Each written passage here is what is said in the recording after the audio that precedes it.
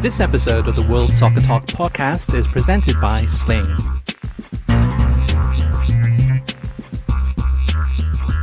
Hello and welcome to the World Soccer Talk podcast. Here we are, it's the final weekend of the Premier League season as well as the Bundesliga. In addition to that, we've got all of the playoffs this weekend. So we've got the Championship playoff, League 1, League 2 playoffs, some big games around Europe, relegation battles, you name it, cup competitions, etc. And this week, we're joined by Kyle Fansler. Hey, Kyle. Welcome back. Hey, Chris. How you doing? Good. It's good to have you back on the podcast because it's been a while. I know you've been super busy writing stories and copy editing and keeping the website running with great content. So it's good to have you back. And it is good to be back. Lots of work with the podcast, not necessarily on this podcast, but interviewing a lot of people from around the soccer world, which has been a lot of fun, and just getting to know a lot of different broadcasters, a lot of different leagues. It's been fun to take a deeper dive into that media world. For sure, yeah, and that's a great segue too, because thanks to Sling TV, we've been able to do now 3 podcasts a week. Previously, we were doing 1 a week, and sometimes it was once every 2 weeks. So because of Sling and their involvement, we've been able to produce more great content. And I mean, this is a perfect weekend for whether you're going to subscribe to Sling or another streaming service to watch the games from, of course, the Premier League, but also La Liga, Liga, etc. Before we jump into kind of talking about these weekend games and giving a preview of some of these matches, Kyle, for you, what has been your favorite interview you've done thus far? And also, what can we expect perhaps maybe next week with our next guest? Ooh, favorite interview I've done so far. I've done some fun ones, and I got to say, I think I don't know, each one's special in their kind of their own right. I'd say my favorite was probably Archie Rintut, who a lot of people know covers the Bundesliga with ESPN as a freelance reporter. He's pitch side for a lot of games. He actually has a great relationship with a lot of managers, which kind of makes him stand out, as well as his gaudy apparel, which is one way to put it. We had a great conversation talking about his background, what makes the Bundesliga special, because it has been one of those years where I think I've followed the Bundesliga a little bit more. I can't really explain it. Maybe it's because there's a title race there. I don't know. But having watched Archie on my TV and then being able to talk to him, I really enjoyed that. And then we were talking about things in the near future.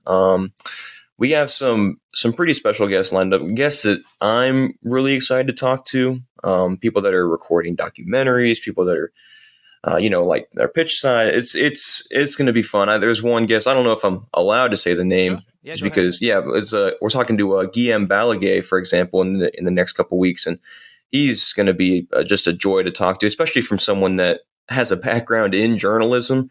Seeing him talk to players, and that really fascinates me, because he seems like he has a great relationship, much like Archie with managers. Guillaume seems like he has a great relationship with players. Remember him talking to Karim Benzema, for example, just having a casual conversation with him.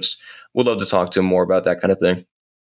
Yeah, no, those are all great points, because to me, one of the reasons that I'm watching more of the Bundesliga this season is not because of the title race, but it's more so because of the people behind it. So, watching these games, we get a chance to interview people like Derek Ray, Archie Rintut, etc., Kay Murray, and to me, it makes it feel more personal.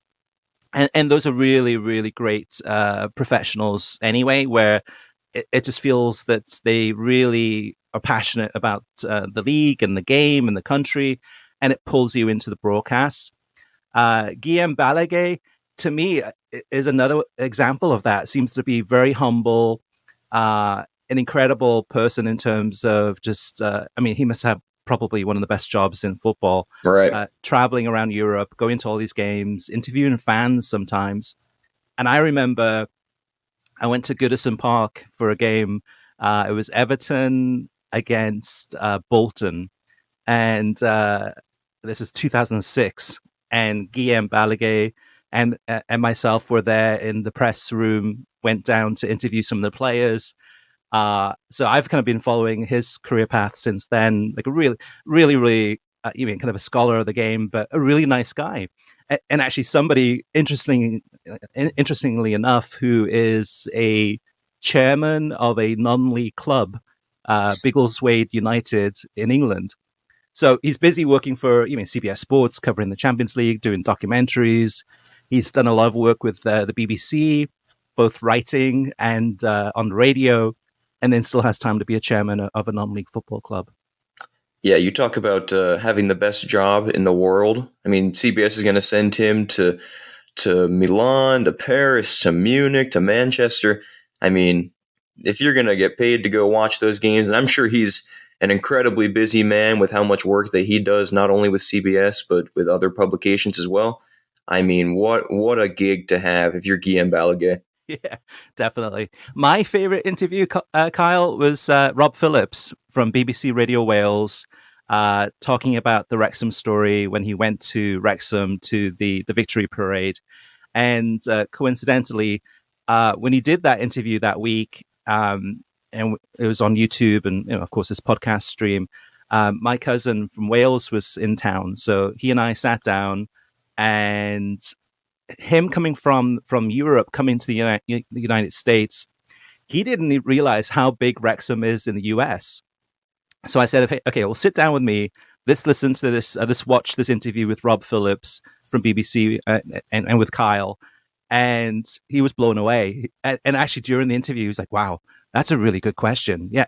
So he was really impressed as somebody coming from Wales, that opened his eyes to how big the Wrexham story is here.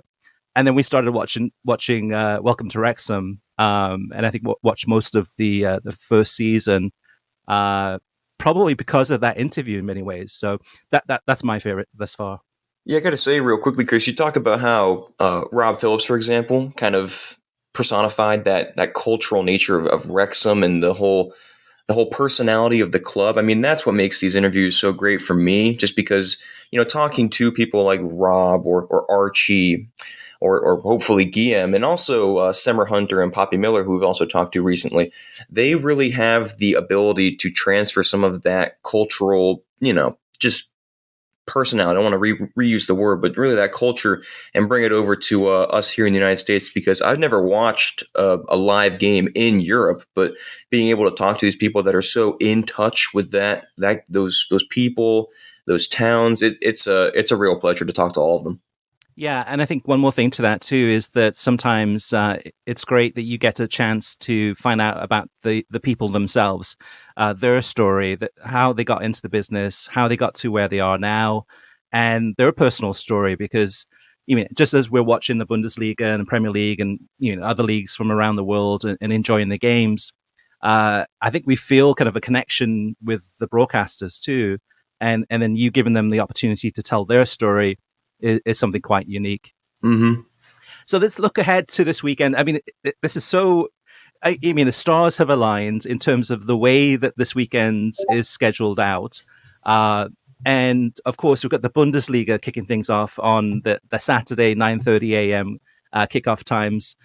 Just like the Germans, right? They're always kind of sticking to those kickoff times, and actually it helps us too, because the Bundesliga title race comes down to Saturday 9:30 a.m. Eastern time on ESPN Plus. Two games of many actually in the Bundesliga of massive importance. The first one being Borussia Dortmund against Mainz. If Dortmund wins that game, they win the title, which is incredible to think of. Just in terms of where Bayern Munich was just a few months ago, where it looked, again, very likely that they would win it. The last time that Bayern didn't win the title was 11 years ago, when Dortmund won the title in 2012, managed by Jurgen Klopp. And then we've got FC Cologne against Bayern Munich in the other game at the same time. So depending what happens in the Dortmund game, if Mainz goes up 1-0, Bayern goes ahead 1-0 in the game against Cologne, then obviously it might look like Bayern will win it. The benefit of this one, I think, Kyle, is that Dortmund's playing at home. So we'll see that yellow wall. We'll see the massive fandom. We'll see the passion. You mean this has to be Dortmund winning this title, right? You would think it has to be, especially because, and my math could be wrong here. I'll be honest, I haven't looked at the Bundesliga table in a couple hours. All the point system kind of escapes my mind, but I think Dortmund can actually win the title with a draw, assuming that Bayern Munich does not win by, 1,000 goals, 15 goals, whatever it was. But I think you're right. Playing at home is a massive, massive benefit to Dortmund in particular. We see that fandom, that supporter base, and makes such a big impact on those games. And it's always one of the best environments to watch on TV, which is something that's hard to kind of capture, but the broadcasters do so well to capture the passion of, the yellow wall.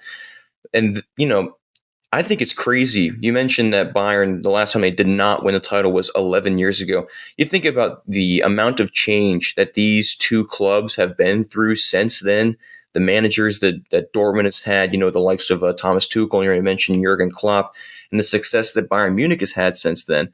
It's been so long since Dortmund's won the title, relatively speaking, because it has been a period of dominance for Bayern Munich. And as a neutral, I got no dog in the fight in the Bundesliga.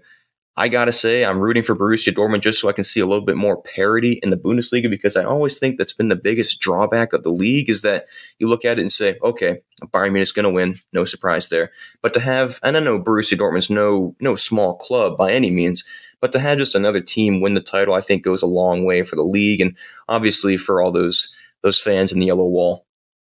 Yeah, so if Dortmund does tie and Bayern wins, actually Bayern has the better goal difference. Oh, okay. There you go. I got my goal differentials mixed up. Yeah, so Bayern right now has a +9 goal difference over Dortmund. So that's the thing. I mean, Dortmund goes into this game, which in some ways actually is probably better, right? That we know that they have, well, I mean, if Bayern loses, okay, then that changes things. But Dortmund has to go into this game with the mindset of, all right, we have to win this game. If we win this game, it's just one game. We get 3 points, but we win the title. And I think for the Bundesliga, more so than any other league really in Europe, there's going to be there's going to be a ton of fans or even neutrals cheering on Dortmund, hoping to break up this monopoly by Bayern. I mean, it's been over a decade. Mainz, for the most part, doesn't really have much to play for, so they're mid-table. So on paper, right, Dortmund should win this game, and then Bayern hopefully will win. They might win their game too. I mean, they're playing Cologne again, mid-table, with really nothing much to play for. Mainz has lost the last 4 games. So again, on paper, this should be a Dortmund win and a title for Dortmund. It feels a little bit weird though too, because I think it's to me Bayern slipping up more than it is Dortmund on a tear. And I realize that Dortmund has improved a lot, but it feels like more Bayern slipping up, handing the title to Dortmund than it is neck and neck, both teams winning all their games. But still, I'm not complaining by any means. No, I think you're right when you looking at it as Bayern Munich slipping up, because I think every year Bayern Munich goes into the season thinking, okay, we can realistically win the treble this year. And they did that in 2020. And this year, you look at, it's been a kind of a season of turmoil in some regards at Bayern Munich. I mean, you had the Sadio Mane punching Leroy Sané fiasco. You had Julian Nagelsmann out despite Bayern Munich leading the table. I think they were leading the table at the time. And then Thomas Tuchel came in. They crashed out of the Champions League to Manchester City, and now they're falling apart in the league. It's weird to see Bayern Munich, which is usually, we all know them as just a machine steamrolling through the Bundesliga.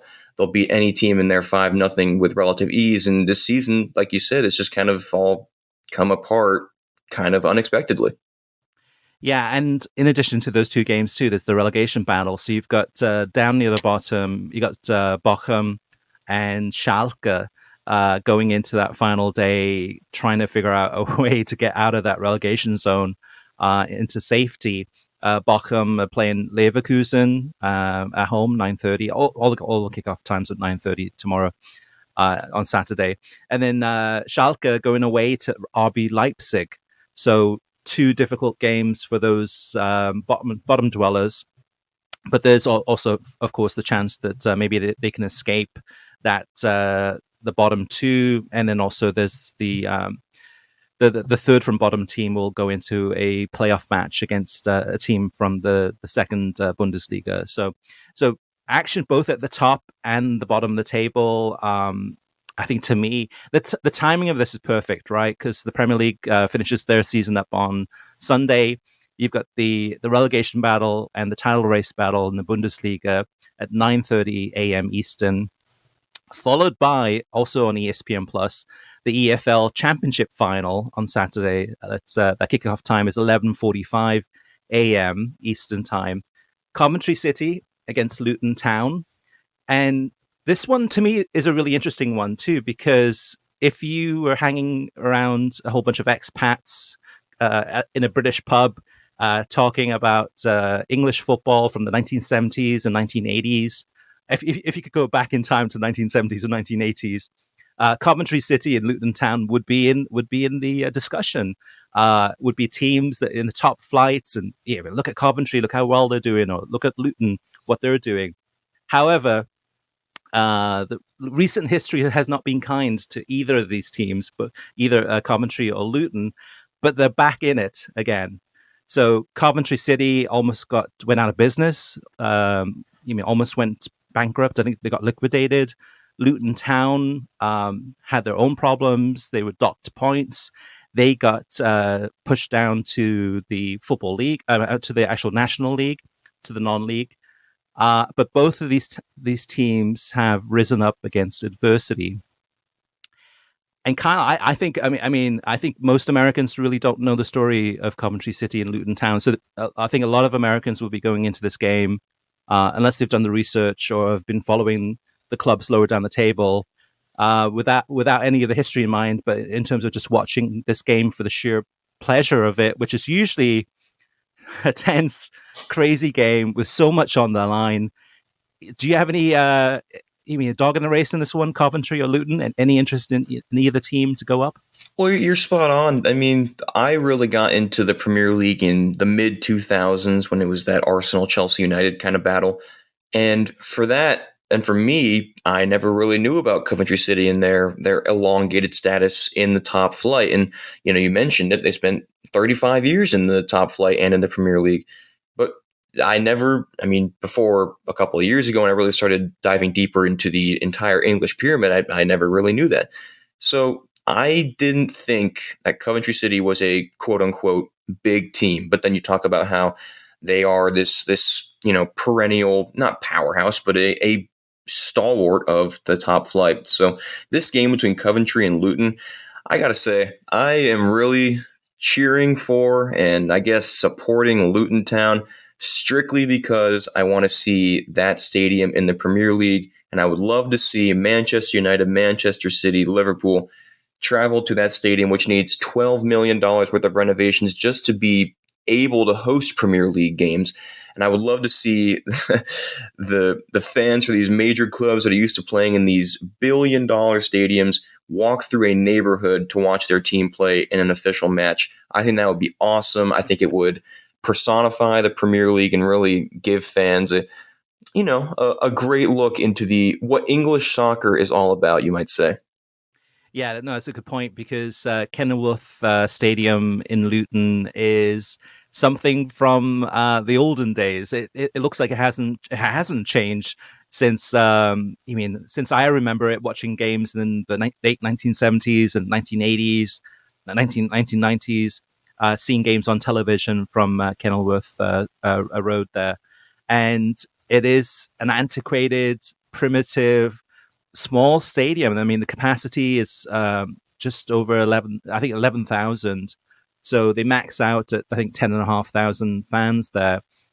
But the beauty of watching one of the beauty of watching the FA Cup in England when it comes up, especially the third round every year, is seeing those big clubs go to the small stadiums to play small clubs. And here we have, Luton's stadium reminds me of that. However, they're a big club. They're on the verge of getting promoted to the Premier League. it would be incredible to see that. It would be the smallest stadium ever in the Premier League, which is incredible. It's not just that it's small, but it's old. It's like the fans are like right on top of the field. We've seen in recent weeks in some of the playoff games in the championship as Luton were trying to get into the final. The fans are so close to the field that they can reach out and grab the players. So it is yeah, like you mentioned too. I think the away section of the stadium at Luton, the entrance is built into a row of Victorian terraced houses. So you have to go underneath someone's home to get into the away section at Kenilworth Road.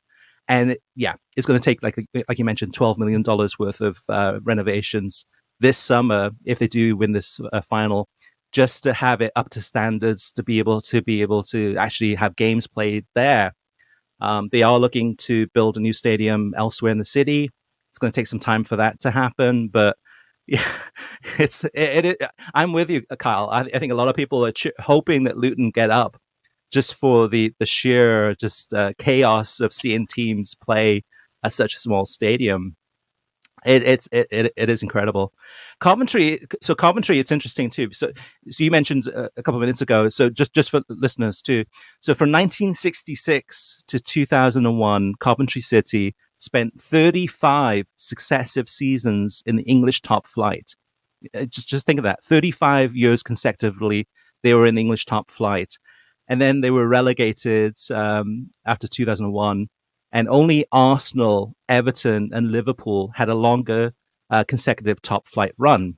So Coventry, a big team in the 50s, 60s, 70s, 80s, and a very progressive club in terms of the way they were run. And then Luton Town, from the fifth tier of the National League as recently as 2014. In the 1970s and 1980s, they were a yo-yo club going up and down from the second division to the first division, back down and back up again. At that time, manager David Pleat, they were a very attacking team, very exciting team to watch, and they had more black players than any other English team in the country at that time, when almost all of the players were white. So again, a very progressive club, and this should be a fascinating final. This is the richest game in world soccer. I mean, if you win this game, what was it, $250 million? It's just gigantic numbers of money that they'll get from TV rights alone. So, yeah, and the timing's perfect. Right after the Bundesliga title race ends and the relegation battle ends, right into the actual championship final. Then we look to Sunday to preview Sunday's games. Of course, the title is over. Manchester City, congratulations on winning the title. And we now know the top four. And then Newcastle, of course, getting up into the Champions League alongside Arsenal and Manchester United. But the interest levels and kind of where the attention is mostly on the relegation battle. And it has been for quite some time. It's been a fascinating run. And here we have, Leicester, Leeds, and Everton fighting for their lives. Everton, talking about history, talking about Coventry, Luton, their history, and Bayern Munich and their history winning titles. Everton has the acclaim. And actually, Carl, let me have you read it out, because you were the one that wrote this story at worldsoccertalk.com in terms of how long Everton have been in the top flight.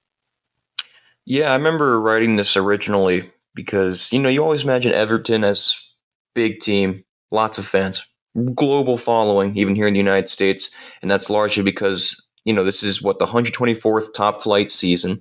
And out of those 124 seasons of English soccer, Everton has been in the top flight for 120 of them, just 4 seasons not in the top flight. And if you're curious which club is the next best, which is second most seasons in the top flight, that's Liverpool, which has 108. So a 12-season gap between Everton and Liverpool, fittingly the two Merseyside clubs. And Everton, Arsenal right now has the most consecutive seasons in the top flight. And you might think, well, if Everton only has 4 seasons outside the top flight, well, that's because Everton had a short stint down in the second tier in the early 1950s. But Everton, even though they're not, consistently in Europe, constantly fighting for titles, they may have been in the 60s, 70s, 80s. They are a team that is just huge. And we've talked to their fans before, Chris. Matt Jones, for example, we talked to him Uh-huh. and the passion that they have. And I know that a lot of them are just fed up with the ownership. The signings that they've made have been expensive, haven't panned out. It's been just dreadful for a lot of Everton supporters. But we saw last year when they beat Crystal Palace to stay up in the Premier League how much it meant to them because that's where they think they belong. And for, as you can see, this amount of time that they've spent in the Premier League and in the top flight, that is, realistically speaking, where they belong. And just to see that kind of emotion last season, well, it'd be interesting to see if that carries over into this season. If they get a result against Bournemouth, it should be enough to keep them up. And I know the NBC crew is going to be on the pitch there, and you never know. We might see another pitch invasion like we saw last year, and that could get out of hand real fast. Yeah, it's a good point too, because the NBC crew will be pitch side at Goodison, and if Everton did stay up, there's going to be massive security there. So, but there's always the possibility of a massive pitch invasion, and that could get crazy like it did against Crystal Palace. But to me, it doesn't get any better than this. I mean, you go into the final day of the season, and as a neutral, I mean, I'm not a fan of any of these clubs, but as a neutral, I am glued. I will have 3 screens up. I'll be watching Leicester on one screen, Leicester playing West Ham United. That game is on Sci-Fi Channel and Peacock. Then we've got Leeds United against Spurs, CNBC, Telemundo, and Peacock. I'll have that on another screen. And then Everton against Bournemouth on USA and Peacock. I'll have that on another screen. And it's so much like kind of almost like a Shakespearean drama. I mean, you know that one goal in any of those 3 games is going to change everything, right? And you see, I mean, the TV producers know what they're doing. They zoom in into the crowd and you see that despondent Leeds fan and just like crying or biting their nails, and then all of a sudden Leeds might score. And then it switches to, okay, now it's the Everton fans that are just furious and angry and protesting and shouting. And this is all off the pitch drama. On the pitch, then it's just a wild, frenetic game where you mean sometimes you have the manager or some of the coaches on the sidelines kind of telling the players what the score is. Or the other part of it I love too is that you'll hear the reaction in the crowd, right? It could be that it could be Everton against Bournemouth, and they have the radios on listening to the games or looking at the phones to see what the score is for the, say, Leeds against Spurs game. And if Spurs scores, you can hear the reaction in the crowd at Everton. Even a loud kind of roar goes up because of a goal going in the other game. I mean, to me, I don't think it gets any better than this. The drama, it's exhausting having gone through that with relegation. It's no fun. But for the neutral and for the TV viewer, I can't wait. I'm going to be glued. I think you're spot on, Chris, in the the reaction from other games, events, because that exists across sports in general. And I'll speak anecdotally. When in the 2006 college football SEC championship, Florida needed University of Southern California to lose, and when USC lost, that was during Florida's game against Arkansas in the 2006 SEC championship. And you must have thought that Florida just scored a touchdown or something. And when you relate it back to soccer, I know it's an old cliche, like a keeper makes a save and they'll celebrate like it was a goal. Well, you look at the fans for these games. For example, if you're talking about Everton, if West Ham or Tottenham scores against Leicester or Leeds, respectively, you know those fans at Goodison Park are going to celebrate as if Everton just scored a goal. It's awesome. I love the drama and the passion that's going to be existing. And as much as it hurts to see one of the 2 of these teams go down, it's just a joy to watch. The other fascinating thing about this, and this is just the way that the calendar works out, is that these 3 teams that are in relegation trouble on the final day of the season, all of them play at home. And, what's the chances of that happening? So Leicester against West Ham. West Ham are safe. They're in the Europa Conference League final. In some ways, maybe the foot's off the pedal a little bit. So there's an opportunity for Leicester to maybe take advantage of that. West Ham players probably thinking about, the European final that they'll be playing in. Everton against Bournemouth. Bournemouth safe. Done very, very well to stay up. Everyone thought they would go down just a few months ago. Bournemouth too, really. Yeah, all teams have something to play for in the Premier League, even on the final day of the season, because the higher up in the table you finish, the more money you get for the club, which means more money for transfers, etc. But Bournemouth's got to be thinking, okay, hey, we're feeling pretty good right now. We've got the summer to look forward to, maybe being on a beach in Florida. So the foot might be off the pedal slightly there.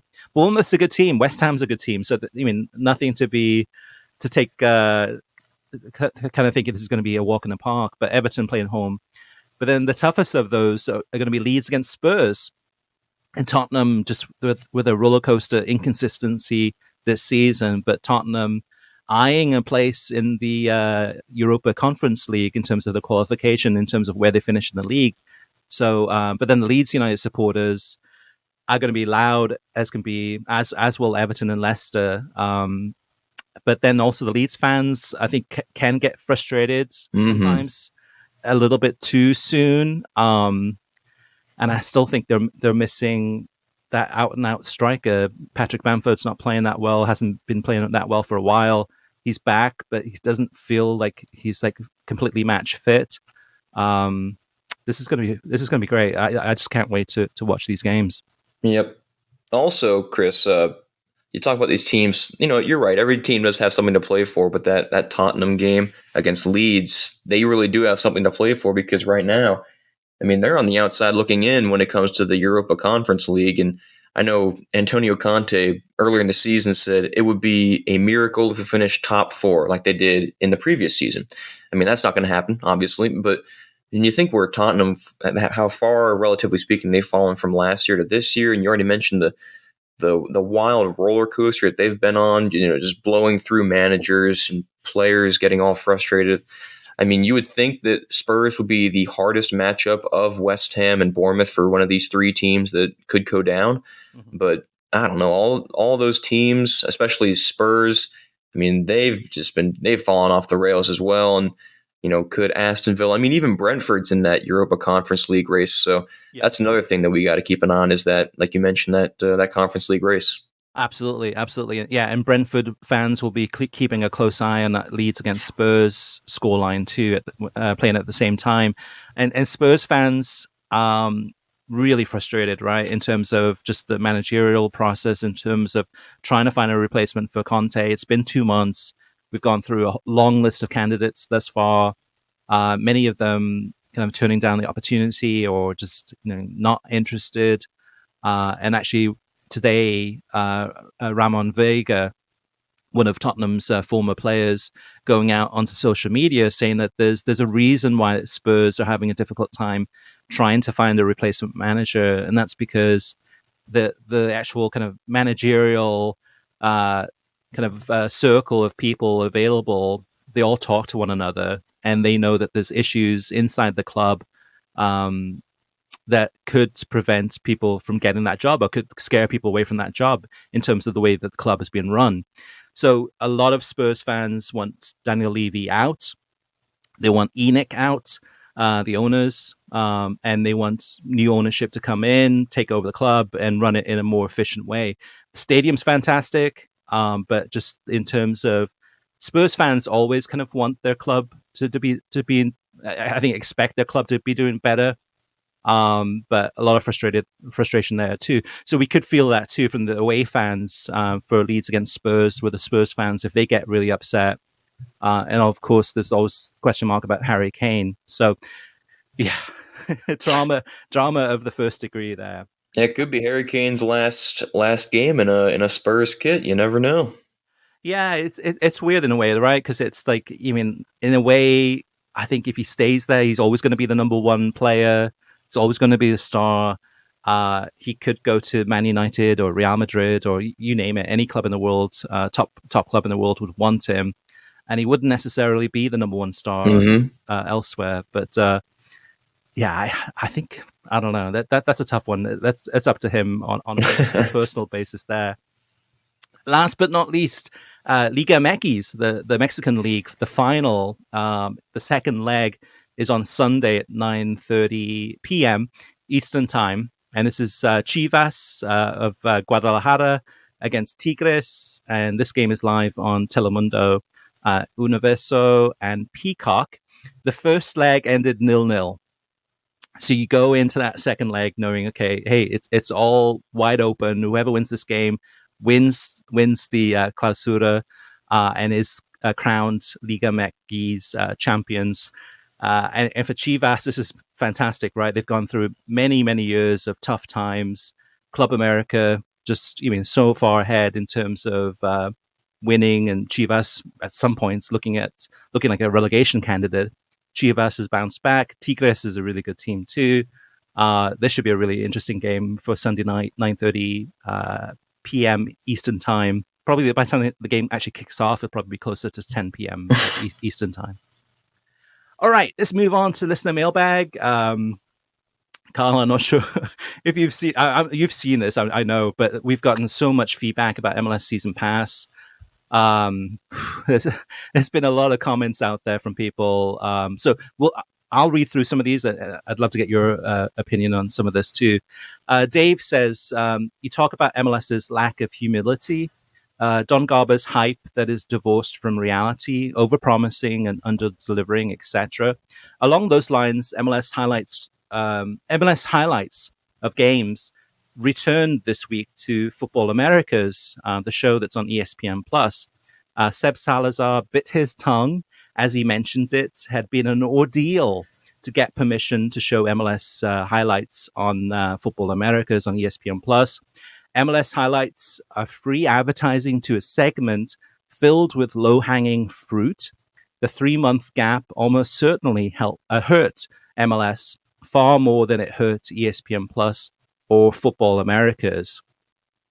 And it's a little bit of inside baseball on this one too, because whenever a broadcaster wants to show highlights of a game, they have to go to whoever has the rights and ask permission.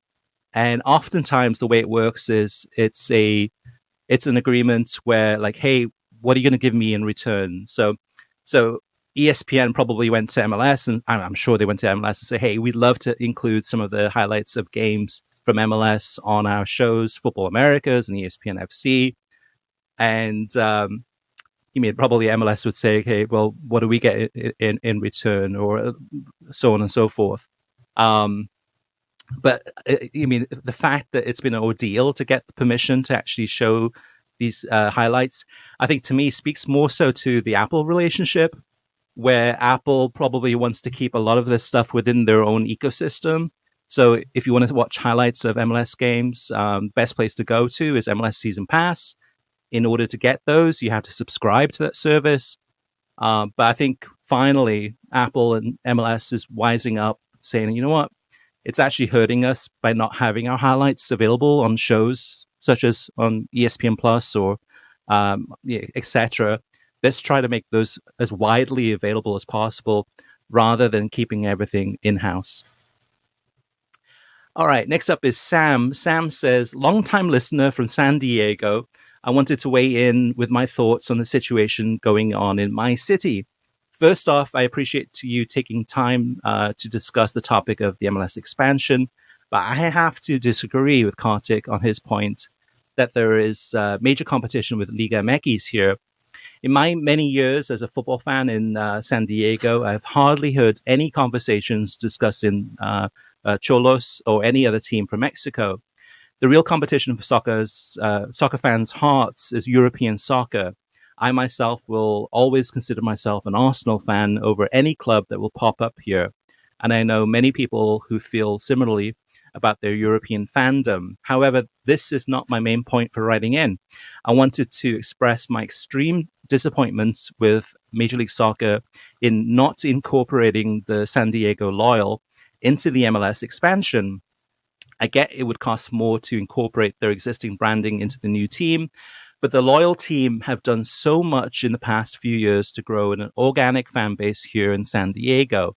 The San Diego Loyal showed up for the community after the heartbreak of the Chargers leaving for LA.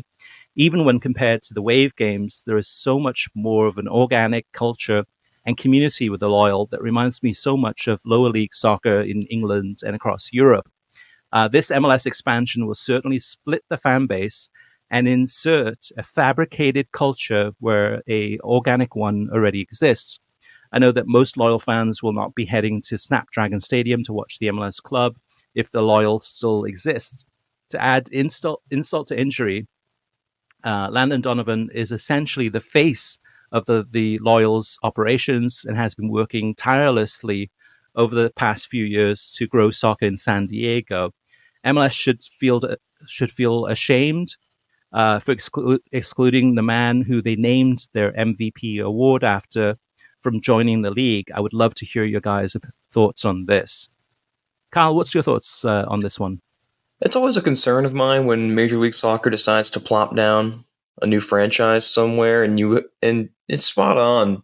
This comment from Sam about how the San Diego Loyal has built up, their own kind of fandom, their own group, that they have a passionate supporter base. And I mean, he's spot on talking about Landon Donovan, because I think if there was ever a player for Major League Soccer to have a face of their league, your Thierry Henrys of the 2000s in the Premier League, your Messis and Ronaldos of the La Liga, that would be Landon Donovan in my eyes for Major League Soccer, playing with LA Galaxy. I mean, it mentioned it right there. The name their MVP award after Landon Donovan. He is the face of not just MLS for its rise over the 2000s, 2010s. But I mean, he's one of the most, if not the most important players in the history of American soccer. And he's tied for the most goals in the history of the men's national team. He's done a lot for San Diego. He's made the Loyal into, a good, great side in the championship. And to have these groups, these fans of USL championship sides, you look at the US Open Cup, which happened this past week, and you look at the Pittsburgh Riverhounds, their win in the US Open Cup to get into the last 16. I mean, they scored a goal, and you look behind the goal, and there's fans going crazy. There's got to be thousands of fans behind the goal in a stadium that can only hold so many thousand fans. And to have a new franchise pop down in San Diego that's going to compete with a group like that in the San Diego Loyal, I just think it's not a great look for Major League Soccer. And I think Sam's spot on in that Major League Soccer should at least feel some amount of shame for excluding Donovan and, just kind of dumping one on the Loyal. Yeah, and also the Birmingham Legion winning midweek 2, and then also advancing in the US Open Cup as a USL team into those quarterfinals, I think it is. Yeah, the quarterfinals. I mean, I think Landon Donovan probably feels conflicted, where he thought that originally San Diego Loyal would have been a perfect team to build with the investor owner to build this into a team that would eventually be added to Major League Soccer, and feels conflicted because now that didn't happen, right? And now there's a new team coming into the city, and I'm sure part of him probably feels that maybe I should be with the MLS team in terms of helping to be the face of that, or helping involved in terms of investing, or being involved in some fashion, because he would be the perfect person to actually lead that. And I'm sure a lot of it was probably financial issues and discussions privately between San Diego Loyal and MLS in terms of maybe not agreeing on pathway that they wanted, or then new investors coming in with the Egyptian billionaire and the local tribe saying, okay, hey, we can do a team. We've got our money, and we don't really need Landon Donovan. And unfortunately, I mean, it's very likely that probably in a couple of years, San Diego Loyal will probably go out of business. Just because of the competition, probably being unable to compete against a team from Major League Soccer in that market, and it's going to cannibalize the loyal fan base, I'm sure. And I mean, maybe at that point in time, then Landon Donovan finds a way to, walk over to the other side and be involved with the MLS team. Last up about MLS is Mark Christopher, and he says, I don't know. MLS needs promotion and relegation, but they need to make the regular season more meaningful. I'm a season ticket holder, but rarely watch other teams. I like the increased production quality on MLS Season Pass. In my opinion, the league needs to balance the schedule while being flexible with showing their big games. Wild Stallion says about the UEFA Europa Conference League. After 2 seasons, how do you evaluate the UEFA Conference League? Do you think it's serving its intended purpose? I think it is. I mean, it's we've got the final, right? And I think, I mean, to me, it's another European final. Yes, I think when Europa League first launched, it was a laughing stock. People kind of joked about it, like yeah, I mean, like whichever clubs would make it into Europa League, like that's nothing compared to the Champions League. And over years, as years have gone by, I think people have seen more value in the Europa League. To me, it was always a fun tournament because you'd see sometimes different players, different teams. It was exciting, sometimes more exciting than the Champions League. And I think too with the Europa Conference League too, again, same type of thing. You've seen a lot of teams playing in that competition that you would normally not see as much, and some of them are big teams. You mean West Ham in the final there. So to me, I think it's serving its intended purpose. It's bringing more competitions, more opportunities for clubs. You mean kind of further down the table to advance pretty far in the competition. Any additional insight there, Kyle, on that one? Yeah, I think it is serving its purpose. I wonder if UEFA would have liked to see not smaller teams, but maybe those less established teams in its finals. I mean, this year you got Fiorentina and West Ham, which come out of two major leagues in Europe. But when you look at the games that these teams are playing, West Ham beating AZ Alkmaar. Apologies if I'm butchering. I'm not fluent in Dutch. That's And fine. then that Fiorentina game against Basel. I mean, that was just an awesome game that needed a stoppage time goal in extra time for Fiorentina to get past Basel into this final. And Fiorentina is a great team. Some history there, and West Ham is as well. But you're not going to see these teams competing in the Champions League because of all the money that's in, your usual suspects, your Real Madrid, Manchester City, Manchester United, PSG. I think that the Europa Conference League is serving its purpose in that regard and getting these other teams, quote unquote, major European games. I just wonder if UEFA would have liked to see, Basel in the final or AZ Alkmaar in the final, which we've seen Dutch teams in the Europa League final in recent years. I mean, going back to the Champions League, obviously they've been in the final a number of times. I just wonder if maybe it could be a little more diverse in UEFA's eyes. Yeah, my only complaint about the Conference League, the Europa Conference League, is that the games are on at the same time as the Europa League. So sometimes, you mean on a Thursday, I'm like, okay, I'm watching the Europa League games, but I'm like, oh man, I'm kind of like torn. I want to watch this other Europa Conference League game that's happening at the same time, but I can't. I mean, I can only watch so many games at once. Ideally, it'd be great if the Europa Conference League had its own day, like maybe a Friday, but then that cuts into, those teams playing on those weekend games, which screws up the schedule even more. So I don't see that happening. But it'd be great, actually, maybe if the kickoff times were different, separate, maybe having earlier kickoff times for a lot of those games so that we can actually watch them more live. Um, but yeah, I think the quality level of the league has been good, of the actual competition has been good, as has the Europa League. And again, it's opened my eyes to a bunch of different teams that normally I don't get to see as much. So, including AZ Alkmaar. All right, Laurent wants to talk to us about the Premier League. He says, you talked about the ingredients that make the Premier League so big. You had four. I think there are two more: history and supporters. There is an immediate story for every club, and support makes the product feel like you need to feel what they feel. And that's a great point too, because this is in regards to last week when we talked about what is it that makes the Premier League more popular, or the most popular sports league in the world. And I gave four reasons, which I think were quality of soccer, the actual production of the games themselves, the star appeal in terms of having some of the best stars from around the world, and promotion relegation, having that fear, accountability of going down, but also new teams coming up through the system. And we saw that too with Laurent, with adding history and supporters to that. And I think those are two excellent points. I would say that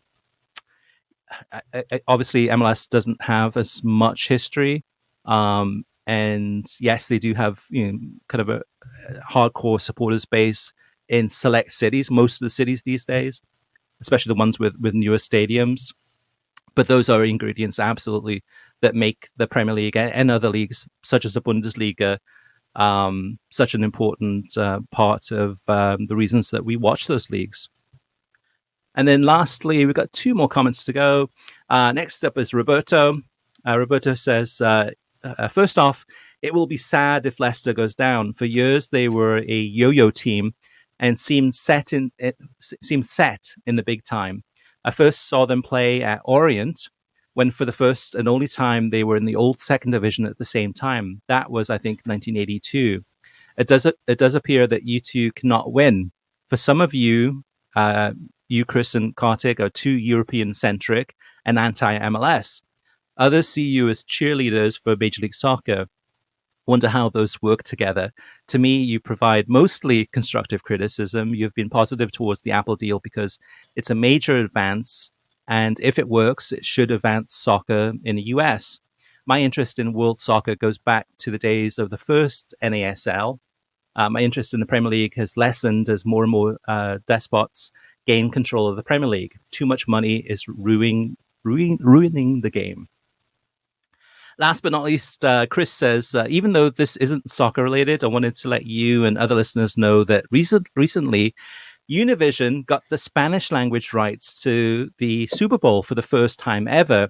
I think this is also going to provide an excellent opportunity for Univision to promote Liga MX, along with the Champions League coverage to an English language audience, potentially stealing viewers from CBS, as well as Spanish-speaking NFL fans who don't follow soccer through the use of ads during the game. My question to either of you is, do you think this will grow the English language audience for Liga MX? What do you think, Kyle? It's hard for me to say as much as I would love it to, because I've watched, honestly, haven't watched too much Liga MX, but I did watch the second legs of the semifinals in this year's the playoff phase, and those were awesome games. I'm blanking on which game actually required a comeback. It was obviously either Chivas or Tigres that required a second half comeback in their second leg. But regarding Univision having the Super Bowl rights, I don't know if it would steal viewers from CBS. I'm sure it would, because you think, NBC does well, or at least Univision does well, to have these games also on Peacock. I don't know if the game will also be on Peacock, the Super Bowl, if it is, then that could be a way for a lot of fans to watch the Super Bowl, because we saw that during the World Cup, all these games on Peacock, I'm sure took some of the English viewers away from Fox that already had Peacock to watch the Premier League. So if that's on the Super Bowl, I think it could be a vehicle to promote English language coverage, or at least any coverage of Liga MX, assuming that Univision will promote it during the game. But it's hard for me to say. Yeah, I think the biggest barrier to growing Liga MX to an English language audience is the language, is the Spanish language.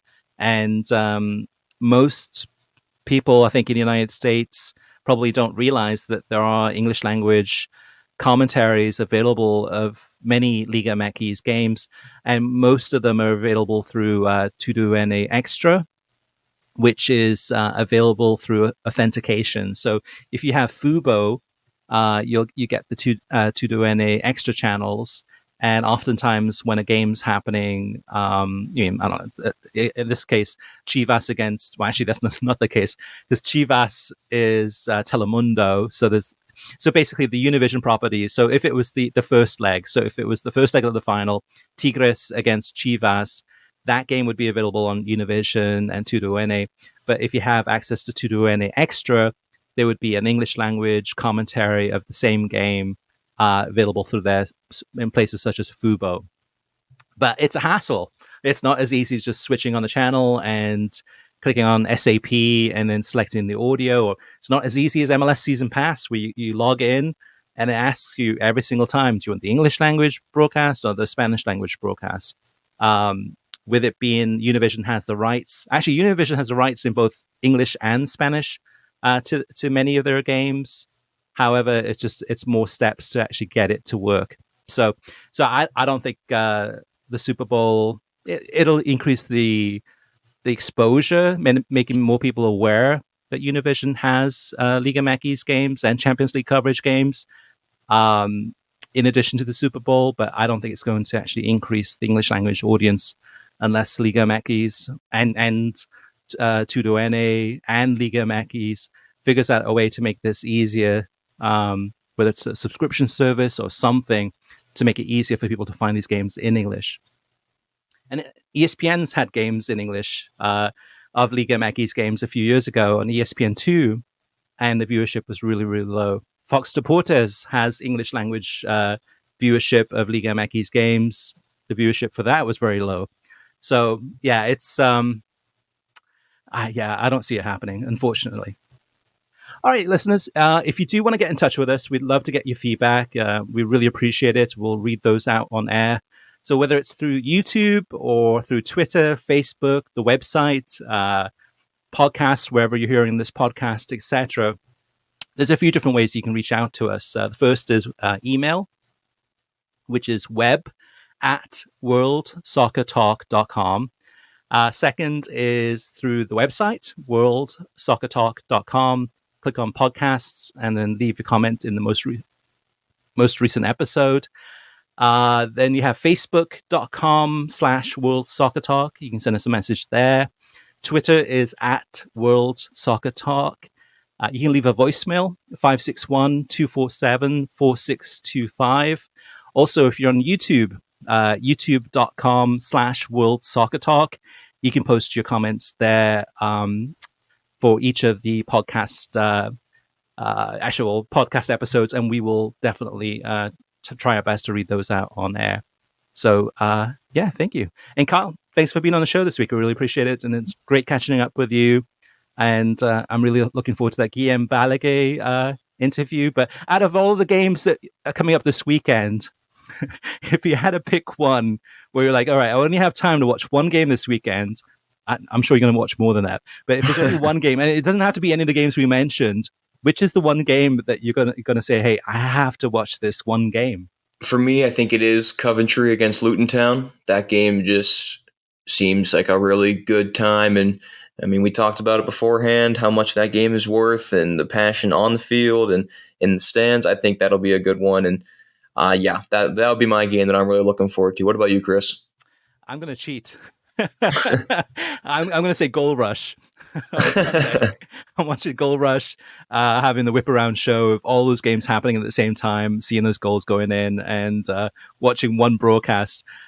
It's hard, right? It's hard to choose one of these games.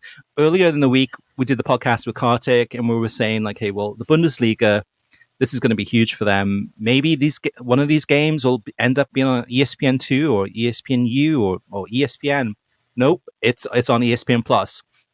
So the only way to watch these games is ESPN Plus in the Bundesliga. To me, actually, I think it's the Dortmund game, Dortmund against Mainz. That's the one that I am going to watch and pay more attention to than any other game, just because there's so much riding on the line on that one game. Well, so too is Coventry against Luton. But I think just in terms of just kind of breaking up the monopoly in Germany, I just want to see Dortmund win and see if that changes anything next season. If things start to get better and more competitive, or if Bayern doubles down and says, okay, that's it. Tuchel's gone. Now we're bringing in some other manager. And we're going to spend more money to bring in more superstars. You have to wonder how much Lewandowski leaving Bayern has had an impact, Kyle, especially with you being a Barcelona fan. What's your thoughts on that?